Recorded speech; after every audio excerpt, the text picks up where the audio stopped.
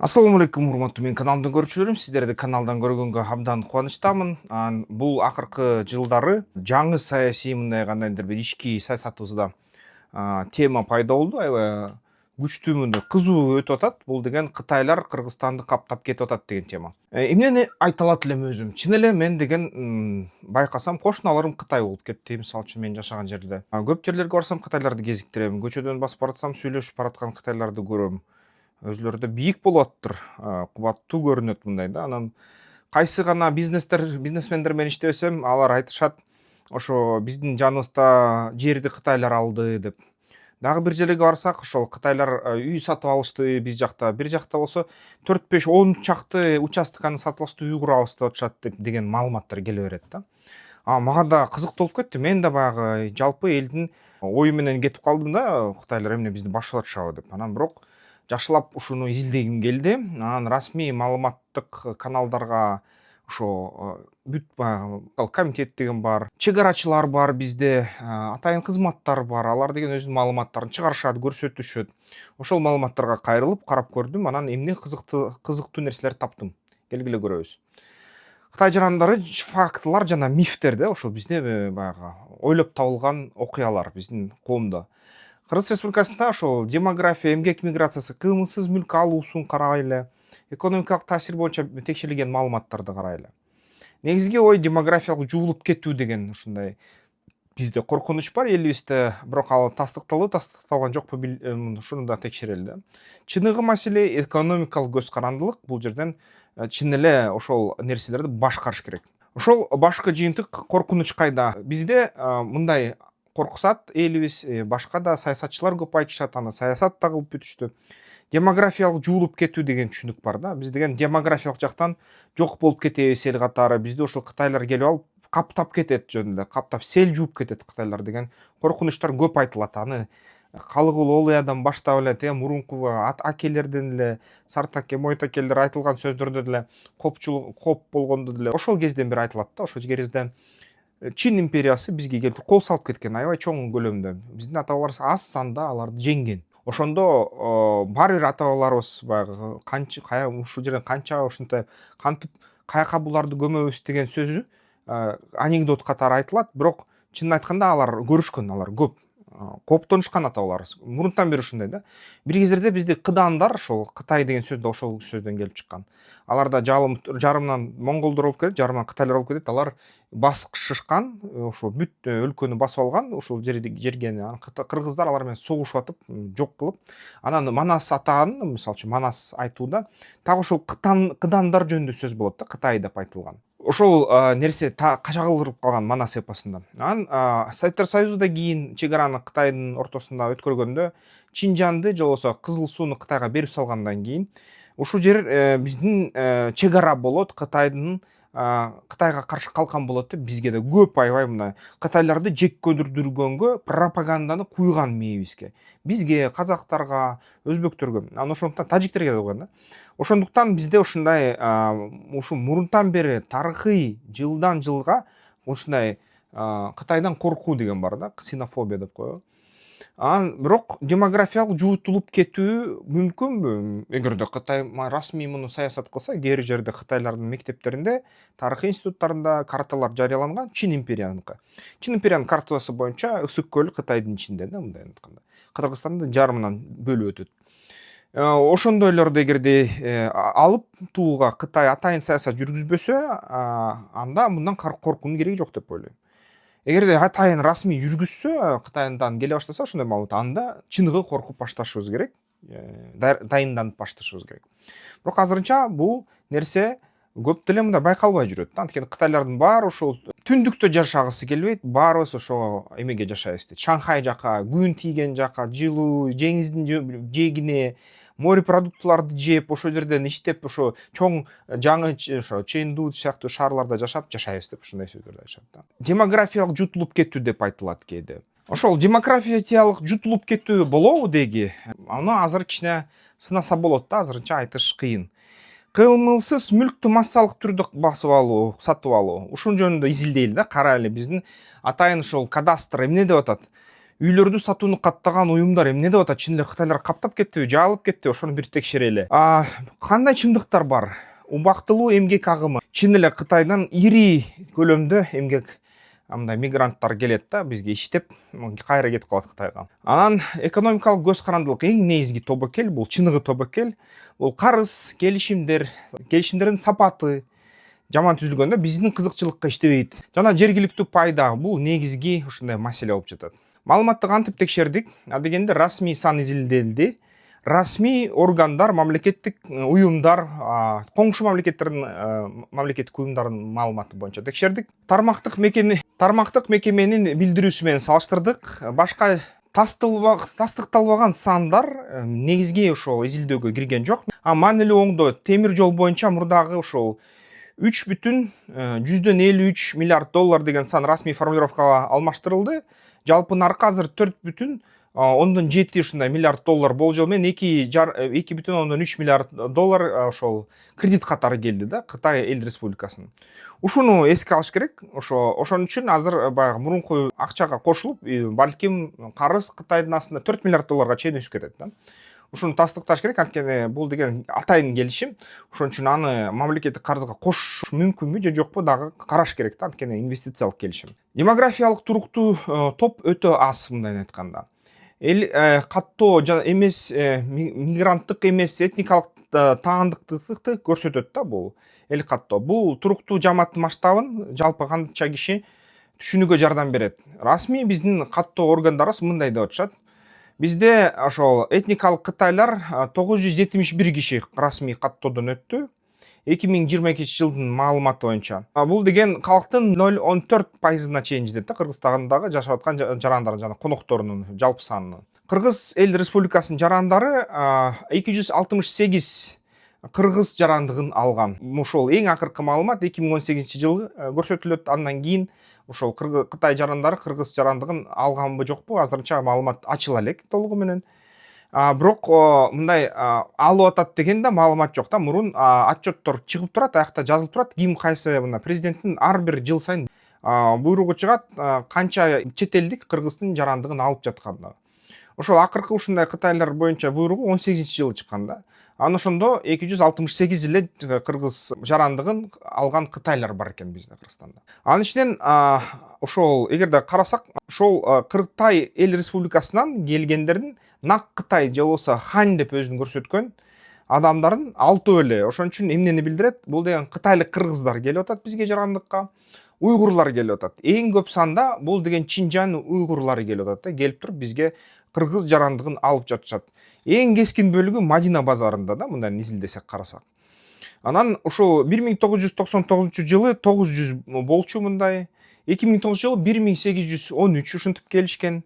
Ал эми 2022 жылы 971 киши келип атат да, ошол Кытайдык жарандыгынан кыргыз жарандыгына. Жыйынтыгы бул демографиялык коркунуч тастыкталбай жатат туугандар. Бизди кытайлар каптап кетпей жатат да, азырынча маалыматтар ушундай. Анан жарандык жана нике массалык көрүнүш эмес. Бир кездерде нарын айылдарында ошол кытайлар же ош тарапта кытайлар айылдарды басып алып, аякта күйөө алып кирип алып, айыл куруп алышты.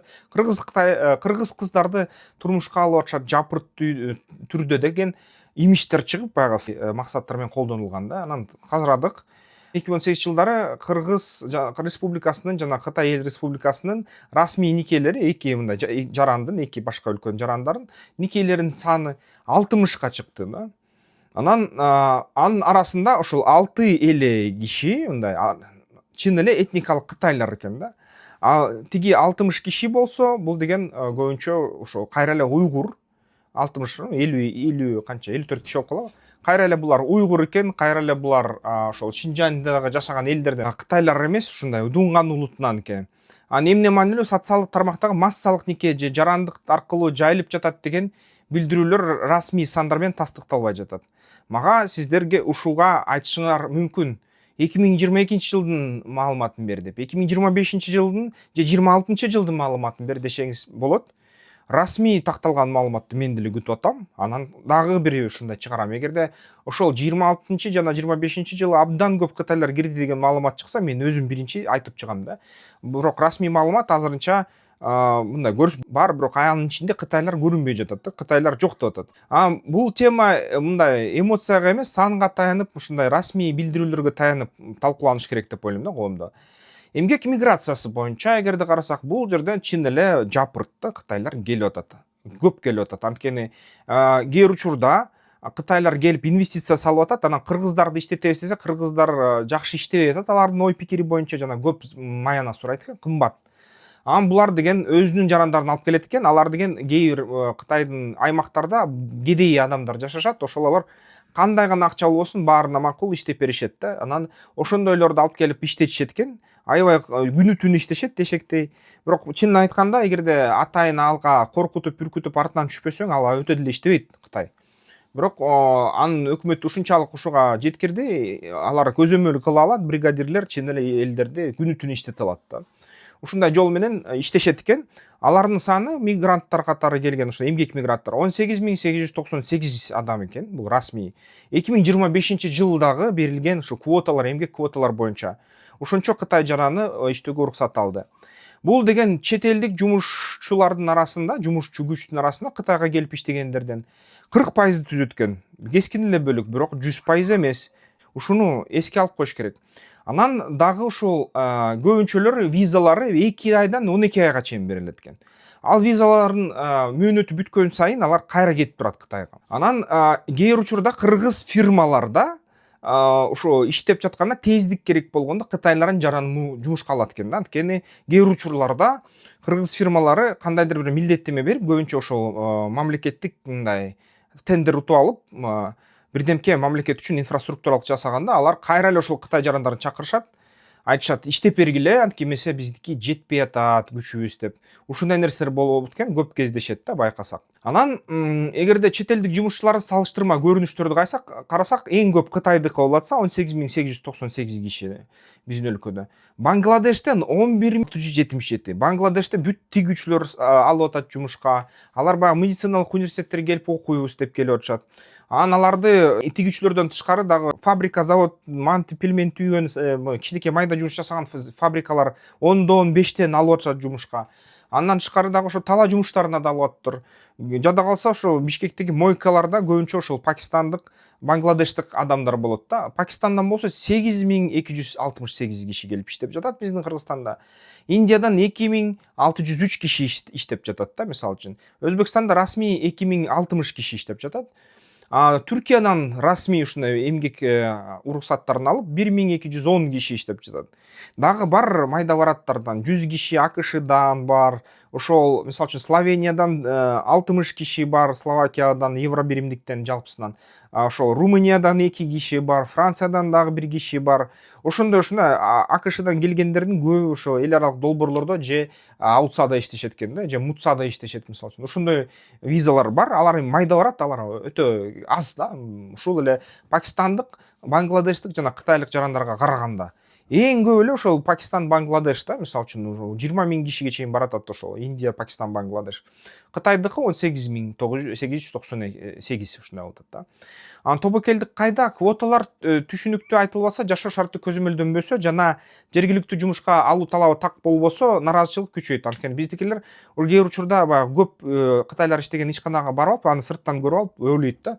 Каптап кетип атат деп. Жайын айт деп. Чын эле мен деле мына Бишкекте жүргөндө мен да күндө кытайларды көрөм да. Күндө көрөм. Маселе улутта эмес, ошо маалыматты башкарууда жана ошол улуттардын агымдарын башкарууда да, ошол маселе. Кыймылсыз мүлктү текшерип көрдүк, кадастрды карадык, кадастрдын ачык баягы булактарын карадык. Акта кытайлар алган үйлөрдүн саны 0,4% экен да. Анткени жалпы сделкалардан да Кытай жарандары катышкан бүтүмдөрдүн үлүшү ошол бүт эле ушундай эле. Акыркы 3 жыл боюнча ошол расмий маалымат ушундай болуп атат. Салыштырсак, мисалы үчүн акыркы жылдары орустар, ошо 25 жылдын, 24 жылдын сандары булар. Орусиядан 4685 жер тилкесин жана үйлөрүн алышыптыр орус жарандары расмий түрдө Кыргызстанда. Элестеткиле 4685 үйдү алып атышат. Ал эми кытайлар болсо 494 объектти алышыптыр. Анын ичинде чын эле жер тилкелери бар. Чын эле могу частный үйлөрдү алып атышат Бишкек шаарында, башка шаарларда, борборлордо. ошол жерден үй курабыз дейт, көп кабаттуу үйлөрдү куруп квартираларды сатабыз дейт да. Ошондой ниет менен келип иштеп атышыптыр. Кээрлер бизнеске алам дейт, кээрлер сатып алып анан кайра арендага берем деп атышат да. Анан ошентип атышат чын эле. Алардын саны 494 болуп атат да. Ошол Кытай жарандарын көрсөткүчү Орусия жарандарына караганда 9,5 эсе аз. Эң көп бизди каптап кеткен бүт баягы биздин кымбат таттуу ийген базарыбызды.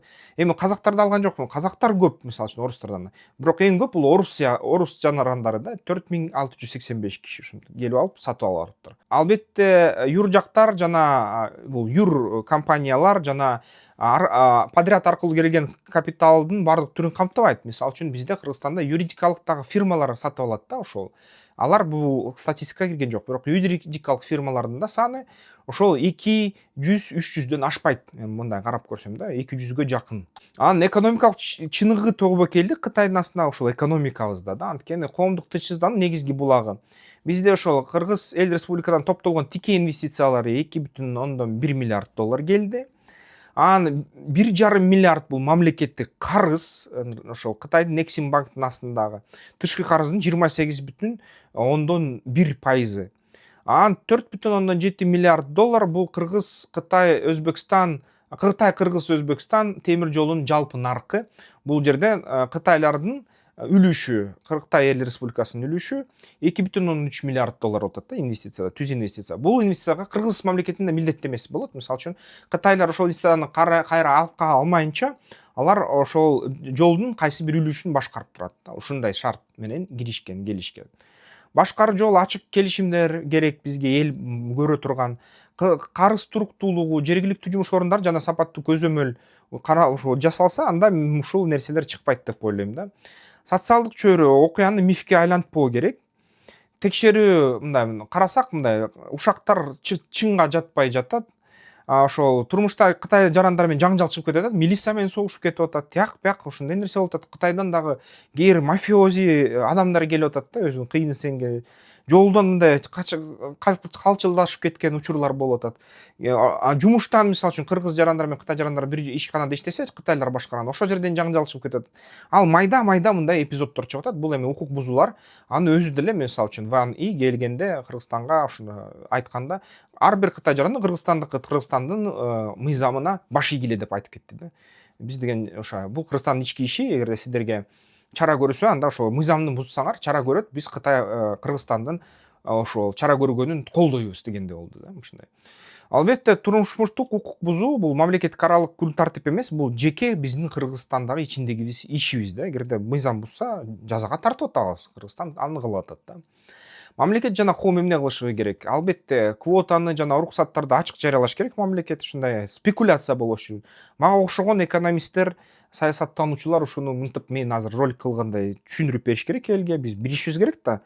Чынбы калппы, көбөйүп атабы, азайып атабы? Жумуш орундарын жергиликтештирүү болуш керек. Анан албетте жергиликтүүлөрдү алганга талап күчөтүш керек. Көбүрөөк алсын Кытайлар, биздикилер менен да иштесин. Биздикилер жалкоо болуп атабы, иштетсин. Эгерде маянаны Кытайлардыкындай төлөп аз төлөгөнгө көнүп калды, жок, андай болбойт. Маяналары жакшы төлөсүн да, биздин эле деңгээл менен төлөсүн. Долбоорлордун карыз туруктуулугу боюнча баалоо керек. Албетте ар бир ошол долбоорду баалап чыгыш керек. Мамлекет канчага илинип жатат ар бир долбоор менен. Анан турмуштук мындай чырларды ксенофобияга айлантпоо керек да. Мисалы үчүн дүйнө жүзүндө баары элдин баары биздин Кыргызстанда баары мындай биз деген улутчулбуз. Бул жакшы. Бирок кээ бир учурда баягы очоктун үстүнө отуруп алып аша чаап кетебиз да, Гитлерди мактап ийебиз. Ошол кезде туура эмес болуп калат да. Улутчул болушубуз керек, улут үчүн бекем турушубуз керек. Бирок баягы паникага алдырып, анан фашизмдин таза сөздөрүн баягы бул улут начар, бул улут жакшы, бул улут эмгекчил, бул улут жалкоо, бул улут тигиндей каптап кетет, бул каптап кетет деген сөздөрдөн абайлашыбыз керек да. Анткени мисалы үчүн ошону шылтоо кылып туруп, Орусия Украинага кол салып атат да. Анткени Орусияда ошондой ойлоп атышат, Украина өзүнүн улуутун бекемдетип атса, жана орусиялык бүт мамлекеттик баягы байланыштардан кол үзүп атса, бул деген улутчулдук, анан буларды басабыз деп басабыз да, мисалы үчүн. Кытай эми антпейт, бирок кантсе да бизге алар менен иштегенге үйрөнүш керек. Өзүбүздү сактап, коргоп, бирок иштегенге үйрөнүшүбүз керек да. Анткени бул деген дүйнөнүн фабрикасы бүгүнкү күнү. тобокелдиктер бар, экономикалык суверенитетке тобокелдиктер бар, бирок демографияда эмес. Бул башкарууда жана экономикада эң негизги тобокелдиктер да. Албетте бүт булактарды текшердим, 2 эмес, 3 эмес, канча жыл канча сыйра текшердим. Өткөн жылдан баштап баягы мага суроолор жайнатат, ай Кытай жөнүндө айт, Кытай жөнүндө айт деп. Сиздерди түшүнөм, менин көрүүчүлөрүм, мен ошон үчүн изилдеп аттым, текшерип аттым, карап аттым, бул сандарга келдим да. Бул булактарды карадым, текшердим. Анан албетте балким дагы кошумча маалымат бар. Жакында жаңылып кетиши ыктымал. Ушул видео чыгып атканда, кечээки видеом чыгып атканда карыз жөнүндө. Мисалы үчүн мамлекеттик карыз 9,8 миллиард деп атты эле, кечээ эле ошол ролигим чыгаары менен эле маалымат Евразиялык экономикалык комиссиядан келди. Алардын пикири боюнча биздин сырткы карызыбыз 10,2 миллиард доллар болуп калыптыр да. Резерв менен бирге болду. Резерв болсо азайды, карыз көбөйдү, ушундай болуп калыптыр да. Ошон үчүн ошол маалымат текшерилип туруп мен менен сиздерге берилип жатат. Ушуну менен роликти аяктайын. Албетте балким азыр ошол жаңы маалымат чыга калат. Ал жаңы маалымат балким ушул мен айткандарга каршы чыгат. Эми жаңыртпай турмуш тиричилик күндө болуп атат да. Ошондо мен кайра айтып чыгам, ушул маалымат жаңырды деп. Эми башкача маалымат сиздерге айтып төгүп берейин деп чыгам. Ага чейин маалымат ушундай, текшерилген маалымат ушундай. Ушуну менен бүтүрөлү. Сиздер менен Искендер Шашеев болду, саясаттануучу, экономист, бизнес пландоо боюнча адис. Эгерде сиздерге бизнес план Тео керек болсо, бизге кайрылгыла, видео астында сүрөттөмөсүндө телефондор бар, WhatsAppка жазгыла. Тео же бизнес план сиздерге түзүп беребиз. Анда эмесе эмки видеолордон көрүшкөнчө.